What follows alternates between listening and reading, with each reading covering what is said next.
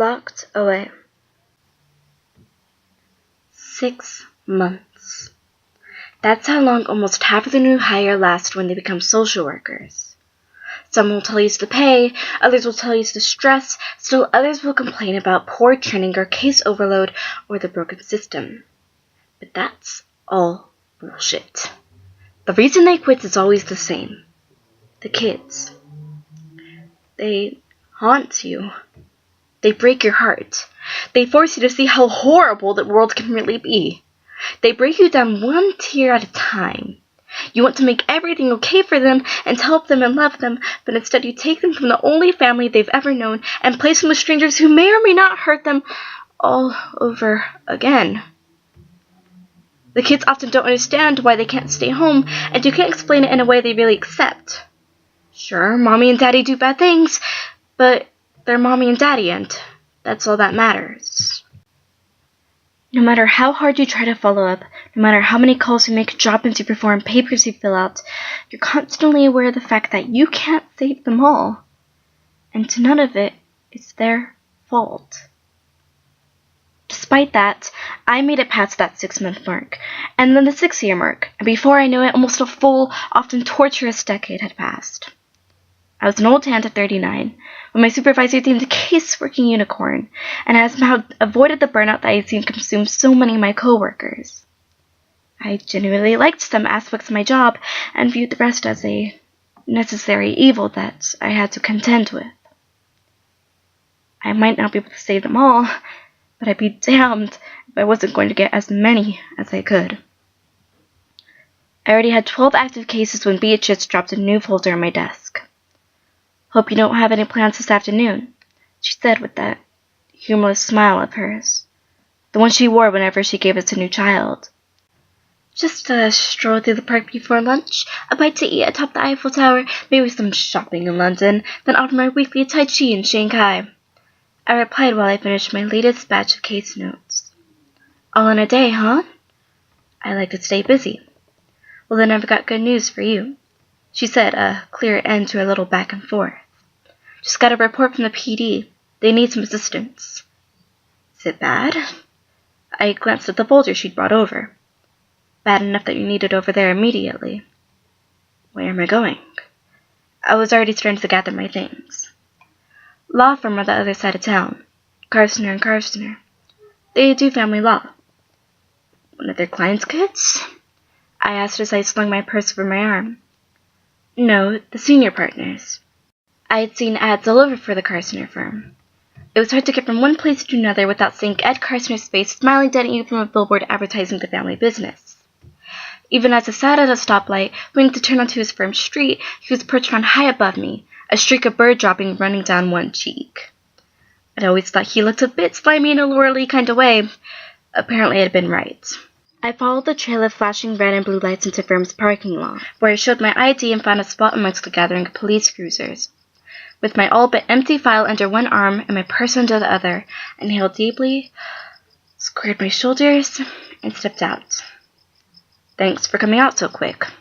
Cam Belton, a ready-faced detective I worked with on previous cases, met me at the front door. "I'm going to warn you, this is a pretty nasty situation." "Did Beatrice fill you in at all?" "Not much, just that it's the lawyer's kid." "Yeah, that's a start," he said. Usually Cam Belton was quick with the gallows humor, the kind of guy who worked as hard at keeping everyone's spirits up as he did on the job. But today he was subdued and entirely serious. Anything involving kids tended to have that effect. "So, fill me in." "We got a call from a cleaning lady this morning saying she heard strange sounds in the basement. She thought someone had broken in. Instead they found the boy." "What was he doing down there?" "As far as we can tell, living." When the police had first gone into the basement and found the source of the noise, a small boy pounding on a locked door down a previously blocked hallway, they didn't know what to make of it. The boy had shot past them and started tearing around the basement as they chased him, making a mess of things. Papers and files had been thrown from shelves, and whatever supplies had been stored down there were strewn across the cement floor in his panic. The boy had managed to squeeze himself behind an old filing cabinet against the wall, and the officers had had to pry him, kicking and screaming, out. Something was obviously very wrong with the child. He was tiny from malnourishment, naked and caked in layers of filth from head to toe. Fat, white insects scurried through his matted hair. The stench that rose off of him was one of the worst the officers had ever encountered. After a brief struggle during which the boy tried to bite and scratch them, one of the officers managed to wrap him in their jacket, and they carried him upstairs. I could hear his distressed, upset shrieks from down the hall. Has he said anything? His name? Age? I asked. No, Cam said. I don't know if he can speak. Before you go see him, come with me. I want you to see something. He led me down to the basement, past the destruction caused by the boy, through a narrow hallway that had been blocked off behind a wire shelving unit, and down another set of steps. A heavy metal door stood slightly ajar at the bottom, and from within a heavy, foul odor emanated. Ugh, what is that? I asked, throwing my arm across my nose. We think this is where he was kept. Kept? Cam waved me forward and pulled the door open wider. A single, naked bulb burned over the room, barely bigger than a walk-in closet and made of concrete and stone. A small cot, ragged and disgusting, was against one bare wall. A bucket was against another. Bodily waste had overflowed from it and been tracked and smeared across the room. Aside from a few threadbare blankets and a lumpy pillow, there were no comforts or decorations. In the far corner, a dark puddle of thick sludge had gathered. What is this? I choked on the question. Cam grimaced against the room and its smell. We think this is where he lived. Carson is at the station for questioning, so we'll know more soon, but until then, we're putting together the story as best we can. The sludge, Cam continued, had belonged to a woman that they believed was the boy's mother. It looked like she'd been dead for weeks and was in an advanced stage of decay. There was some evidence that Cam trailed off and rubbed the back of his neck in agitation. There were some teeth marks in the flesh, and one of her fingers had been removed. We found it on the cot. It looked like it had been chewed on. I excused myself and ran upstairs to vomit out in the bushes. No sense of contaminating a crime scene. I didn't go back down. By the time I saw the boy, he was exhausted, but still combative, and the paramedics who were trying to examine him had to sedate him for their safety and his own. He continued to struggle more and more weakly until he was under the drug's effects completely. As we rode to the hospital, I studied his gaunt face, so pale beneath the dirt and grime, it found no peace there, even in sleep.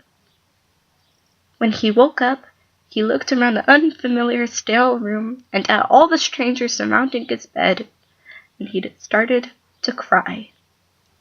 Ed Cartner held up for days without talking, but as the charges piled up, his lawyers advised him to cut a deal and spill all of the proverbial beans before it went to trial. There was just something about him that they thought a jury might find unsympathetic. The boy, Elijah, was indeed Carstner's son, but an illegitimate one. In true tale as old as time fashion, he got his secretary pregnant during an affair. Instead of paying her off or sending her away, however, he'd given the story a twist. He lured her down to the old storage room where they used to meet for their afternoon trysts, one that had been part of the original building and very few people even knew about, and locked her in. She gave birth to Elijah 8 months later, alone, in the dark, with no assistance from Carstner. He kept them both locked down there for 4 years. He couldn't bring himself to kill them, he said. He loved them. They were his little secret family. He'd bring them food and spend a bit of time with them every day, which made it almost reasonable in his twisted mind. It wasn't like he could ever let his real wife find out about them. That would have ruined him. All the while, her family continued to hunt for her, unaware that she was just below their feet the whole time. Janelle, Elijah's mother, eventually succumbed to a long-term illness and died on the floor of her cell, leaving her young son alone with her corpse. Carstner, upon finding the body, decided that having the boy on his own was now too much trouble. He meant to lock the door and never return. But someone found the secret passage leading down to the old storage room. A cleaning woman, going about her duties in the basement, heard a slamming sound coming from the long hallway hidden behind the shelving unit. Afraid someone was attempting to break in, she'd called the cops, leading to the discovery of a traumatized little boy beating the door and his dead mother. Even with this plea, Carstner was still handed down a minimum 15-year sentence and ordered to set up an extensive trust for Elijah that was ceded to his care for the rest of his life. I don't consider that enough, though. Elijah, although clean and fed and safe, doesn't speak.